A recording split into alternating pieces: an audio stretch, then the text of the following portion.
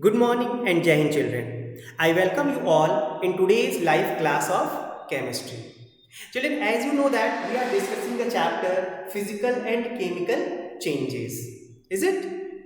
And in previous class, I have explained you the book exercise A and B. So I hope that all the students understood the answers of those exercises.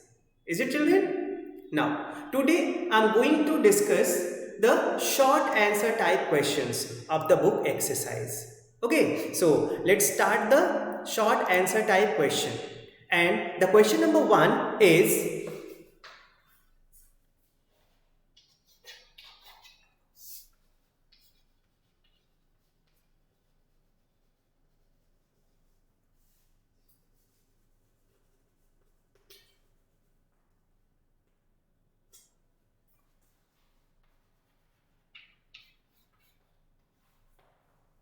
children, the question number 1 is given as, why are water pipes galvanized? Okay?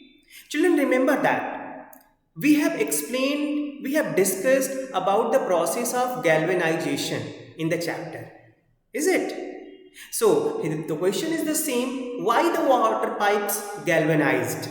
So, simply the reason is the water pipes are galvanized to prevent them from rusting, because the galvanization is a process in which a layer of zinc applied on the surface of iron articles.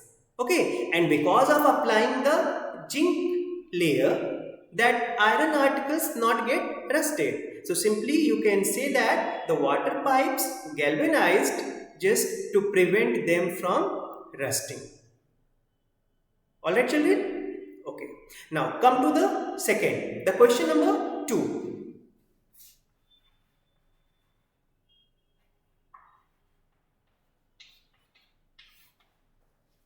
And the question number 2 is given that when water is frozen, it forms ice that has different properties. Why then do we say that freezing is a physical change? Children, first understood the question. The question is, when water is frozen, it forms ice that has different properties. Is it? And the question that why then do we say that freezing is a physical change? As we are going to say that freezing is a physical change. So you have to give reason why. So simply you can say that ice has different properties from water. That is different physical properties. Here the properties are different, but those properties are not the chemical properties. Is it, children? As after freezing of water it forms the ice, so the ice, their only state gets changed from liquid state to solid state, but their chemical properties remains the same, as their molecules are remains the same also. So that is why we can say that when ice formed from the water, there is a change occur only in their physical properties, not in chemical properties. And that is why we can say that when the water frozen, it, it is a physical change, not a chemical change. Okay. And both have the same chemical properties, that either ice or the water.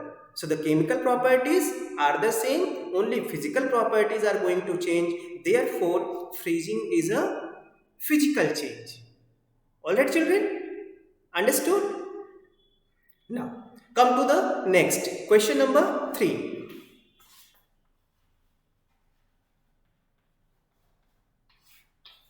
And the question number 3 is, give one example each of the chemical reaction showing the following characteristic.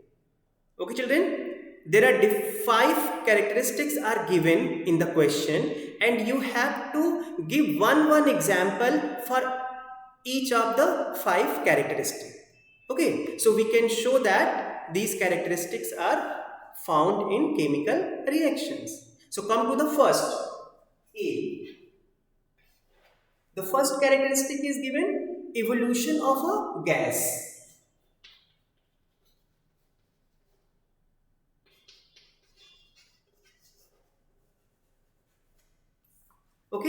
Now, the example of this characteristic. In answer, children, you will write the example, okay, of this chemical reaction in which evolution of gas is going to occur. So, the answer you can write as when calcium carbonate.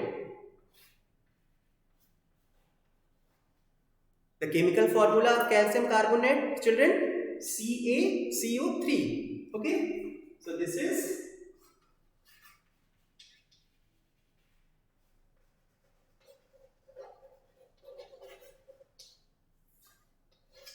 calcium carbonate when it's going to react with hydrochloric acid. The formula is HCl. Is it?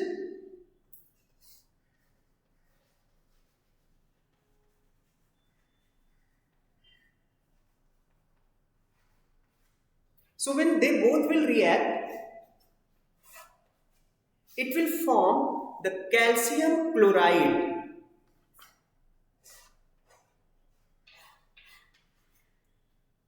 The formula of calcium chloride is, children, CaCl2. Okay, and along with calcium chloride, it will form water and a gas will produce, a gas will evolve, that is carbon dioxide gas. And we can show that carbon dioxide gas by upward arrow. Get it, children? So this example is going to show that evolution of a gas during the chemical reaction, and that gas is carbon dioxide. Now this time the reaction is not balanced. Okay, so you know very well how to balance the reaction, children. Now this reaction gets balanced. Okay, children, all right. So I hope that you understood this reaction. The reaction in which calcium carbonate reacts with two molecules of hydrochloric acid. It forms one molecule of calcium chloride, one molecule of water, and one molecule of carbon dioxide gas. Get it, children? Now, come to the next, second example.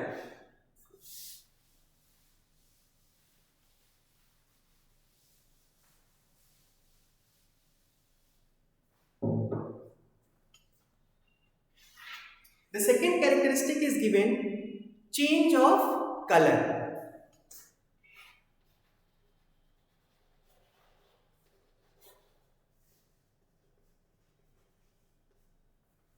Okay, so this second characteristic is given here, and in answer we will write a chemical reaction in which the color gets changed of substances.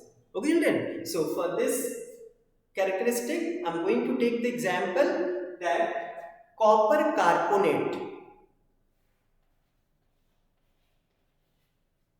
Copper carbonate, that is CuCO3. The chemical formula of copper carbonate is, children, CuCO3. So this is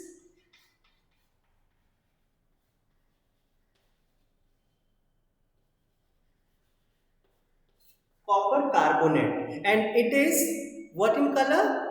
Yes, it is green in color. Copper carbonate is found green in color, and when it's get decomposed, after the decomposition reaction, it breaks into copper oxide. The formula of copper oxide is CuO. So this is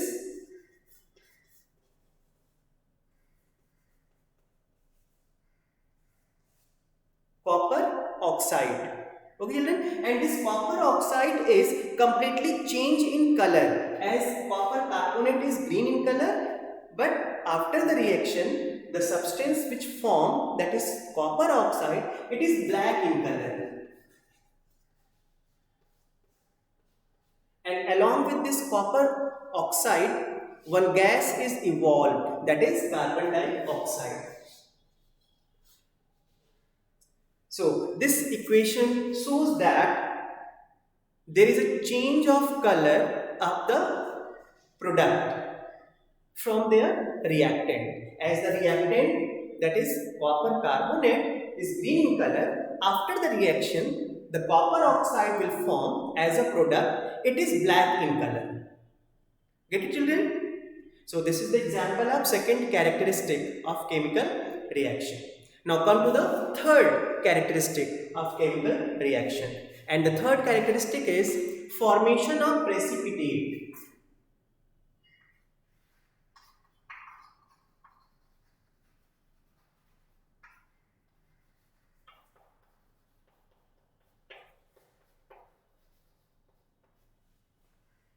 Okay, children? So in this characteristic, we will write an example to show the precipitate forms in most of the chemical reaction. And for this I am going to take the example that when copper sulfate, you know very well the formula of copper sulfate, CuSO4.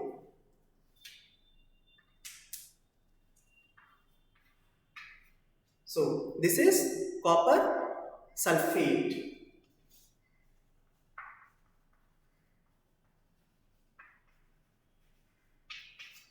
Okay, children? So when this copper sulfate reacts with hydrogen sulfide, and the formula of hydrogen sulfide is H2S.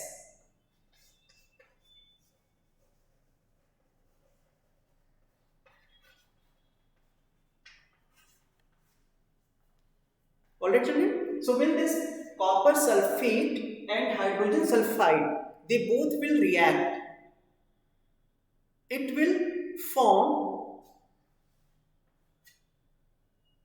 a precipitate, and that precipitate is, yes, copper sulfide, and the formula of copper sulfide is CuS. Okay, so this is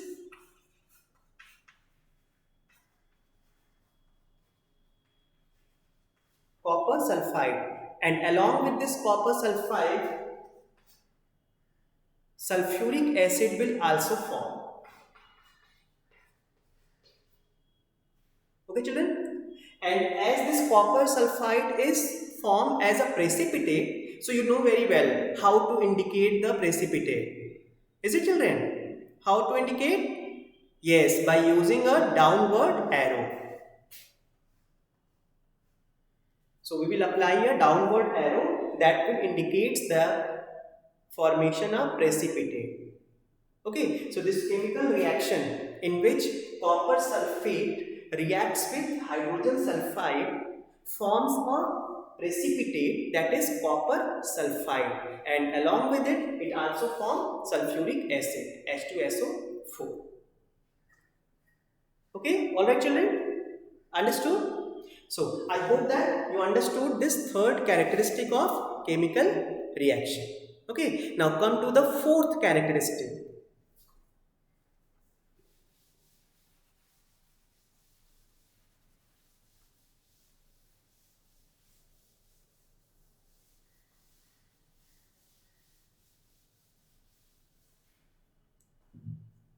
And the fourth characteristic is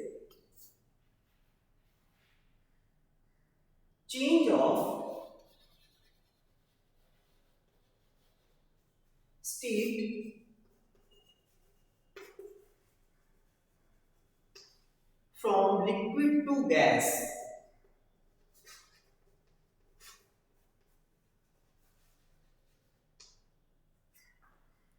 Okay, children? So this is the fourth characteristic which is given in the question. Okay, and we will write a chemical reaction to show that the state gets changed, and that is from liquid to gaseous. So there is a very simple chemical reaction, very common simple reaction in which this characteristic is found, and that reaction is when water get electrolyzed. Okay, when electricity passed in water, it breaks into hydrogen gas and oxygen gas. So H2O, formula of water. Water is found in liquid state. So we will indicate it by writing the small L. Okay. And when electricity passed in water, it breaks into hydrogen gas. And we will indicate the upward arrow. And oxygen gas also. So this is hydrogen and this one is oxygen. Get it? And now just balance the reaction. So this is a balanced reaction in which you can see that the liquid state gets changed into gaseous state. So the water is formed in liquid state, and when electricity passed in the water, it breaks into the two products which are in gaseous state, and that is hydrogen and oxygen gases. Alright children? Understood? Now come to the fifth characteristic. And that fifth characteristic is change of state from gas to liquid.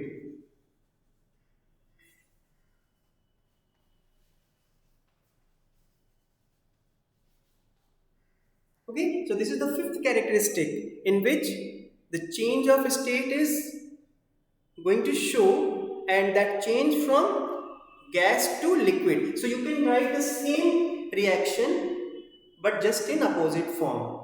Okay, as hydrogen gas and oxygen gas. They both are found in gaseous state, and when they both get reacts, it forms the product water, which is in liquid state. Balance it. Okay, children. So this reaction shows that which characteristic? Yes, the characteristic of change of state from gas to liquid. And the above one shows that the change of state from liquid to gas. Alright children, so I hope that you understood these all five characteristics of chemical reaction with one example of each. Get it? Now, come to the next question number 4.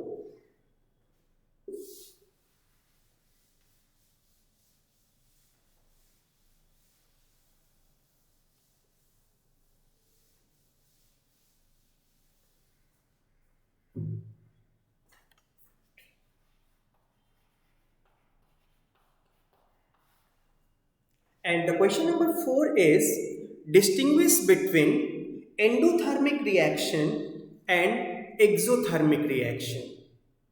Okay children, as on the basis of change of energy, there are two kinds of reaction. The one in which heat energy released, and second in which heat energy absorbed. So the names are given to these reactions are exothermic and endothermic. Get it children? That we already have explained, discussed in the chapter.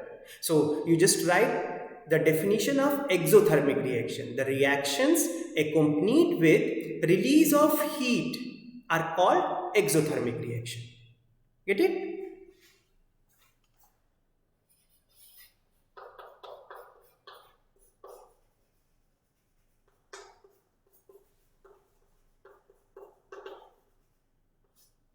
And just write one example in exothermic as well as in endothermic children. So the example you can write in exothermic as when calcium oxide, the formula is CaO. This is calcium oxide.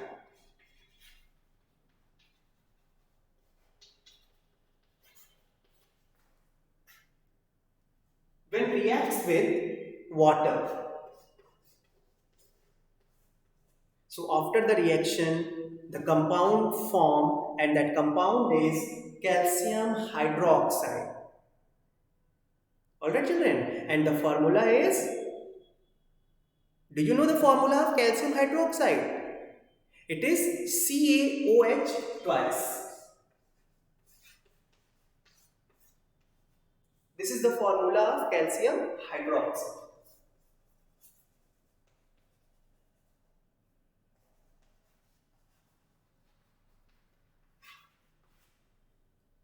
And along with it, heat will released.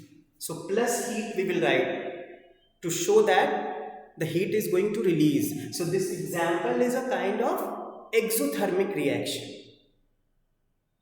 Get it children? Because in this reaction heat is going to release. Okay? Now come to the second one, that is endothermic reaction.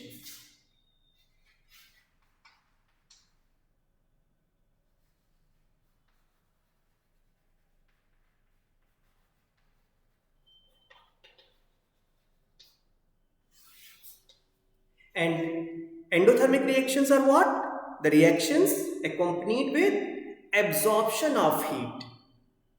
Alright children? And such reactions are called endothermic reactions. And in example, you can write that when carbon reacts with sulfur. So, carbon reacts with sulfur. This is carbon and the symbol of sulfur is S.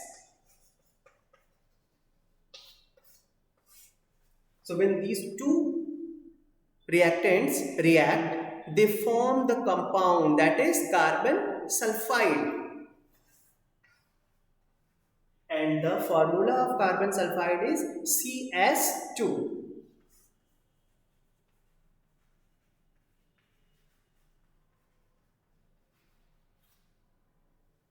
Alright children, and minus heat we will write because it is a endothermic reaction. It means the heat absorbed here, not produced. Here heat is absorbed. Means when we will heat carbon and sulfur, then this reaction will complete. Then the carbon sulfide will form. Alright children? So these two are the examples of endothermic reaction and exothermic reactions that you have to write along with the definition. Alright? Now come to the question number 5.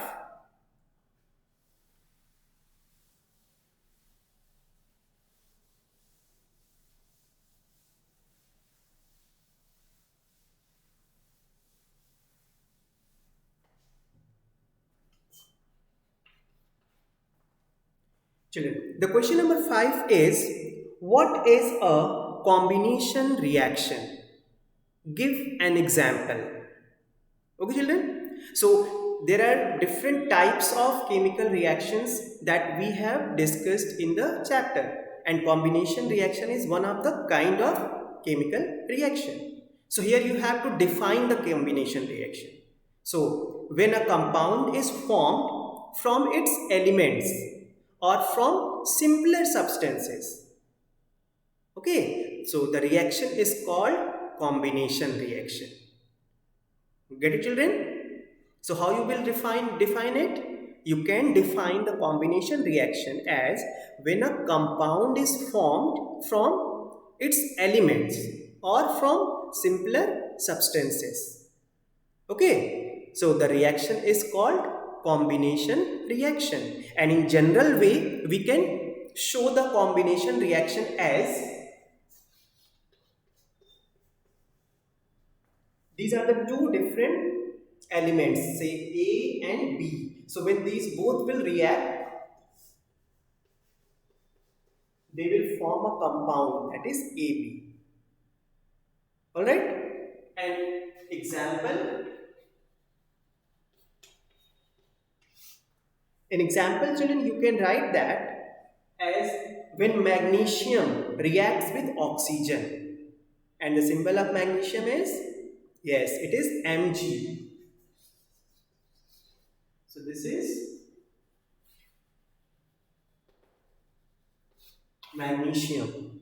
When it will react with oxygen, it forms a compound that is magnesium oxide, and the formula is MgO.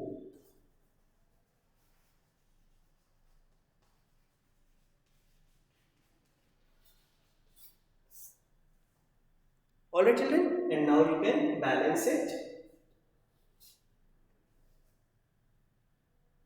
Get it? So this reaction shows that these two elements during the reaction combines together and forms a new compound, that is magnesium oxide. And children, remember that we have discussed the same reaction in our activity also. Is it? Remember that? Yes. So this is the kind of combination reaction. Alright? Now come to the next question number 6.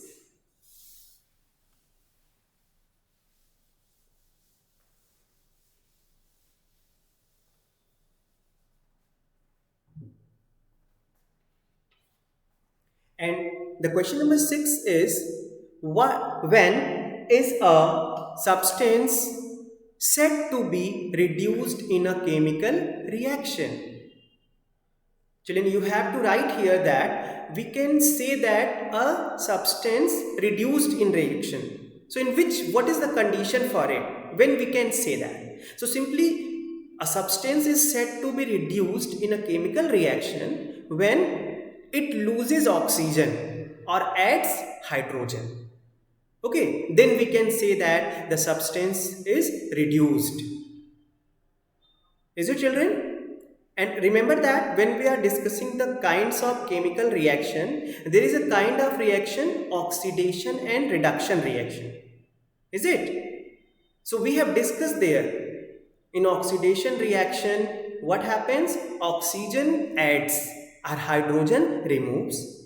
And in reduction reaction, oxygen removes or loses and hydrogen adds. So in this question, it is given that when a substance said to be reduced in a chemical reaction. So simply, it is an example of reduction reaction. And we can say that a substance is reduced in a reaction when it loses oxygen or it adds hydrogen. Alright children?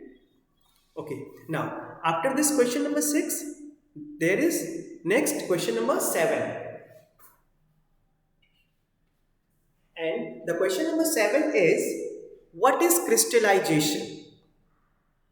So children, this was our last topic of the chapter, crystallization. Is it? And here you have to write the definition of crystallization. So simply you can say that the process by which crystals of common substances like salt or alum are obtained from a solution of these substances in water is known as crystallization. Is it? That we have explained and discussed with the help of an activity. Remember children? So simply just define the crystallization, a process by which the crystals of common substances like salt and alum are obtained. How? From these solution of these substances in water. So this process is known as crystallization. Alright children? Now the next question number 8. And the question number 8 is, what is a supersaturated solution? Okay children, supersaturated solution. Remember that we have discussed the saturated solution and supersaturated solution. So simply just define the word supersaturated solution. So the state of a solution which is unable to saturate, okay, any extra solute in the solvent. So this is known as supersaturated solution. It means what? It means that a solution in which we cannot add more solute. okay, in the solvent. So that time it is known as supersaturated solution. All right, children. So these all are your, yes, short answer questions. Okay, and I hope that you understood these all answers. So I will provide you the PDF of these answers and you will write the answers in your notebook. Okay, thank you and have a nice day.